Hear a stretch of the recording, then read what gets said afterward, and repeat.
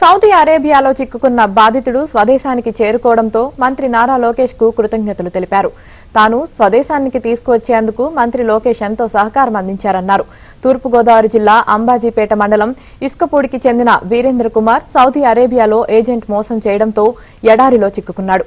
ఇందుకు సంబంధించిన selfie video social మీడియాలో వైరల్ గా మారింది. మంత్రి నారా లోకేష్ స్పందించి అతన్ని క్షేమంగా స్వదేశానికి రప్పించారు. తాను స్వదేశానికి చేరుకోవడానికి సహకరించిన మంత్రి లోకేష్ కు ఎన్ఆర్ఐ టీడీపీ కార్యకర్తలకు రుణపడి ఉంటానని బాధితుడు తెలిపాడు. ఖత్తర్ వీసా అని చెప్పి నాకు ఖత్తర్ రప్పించారండి. ఖత్తర్ వచ్చిన తర్వాత ఖత్తర్ నుంచి నన్ను సౌదీ అరేబియా ఎడారిలో పడేసి ఇలా ఒంట్ల దగ్గర పెట్టారండి. ఒంట్ల దగ్గర పెట్టారు.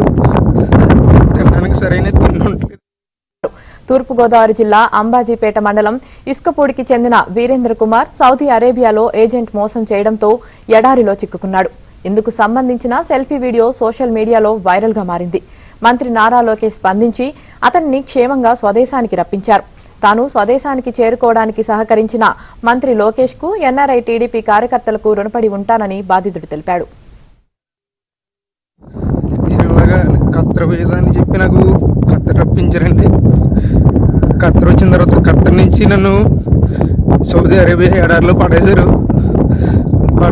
ఇలా ఒంట్ల దగ్గర పెట్టారండి. ఒంట్ల దగ్గర పెట్టారు. తినడానికి సరైన తిండి ఉంటుంది.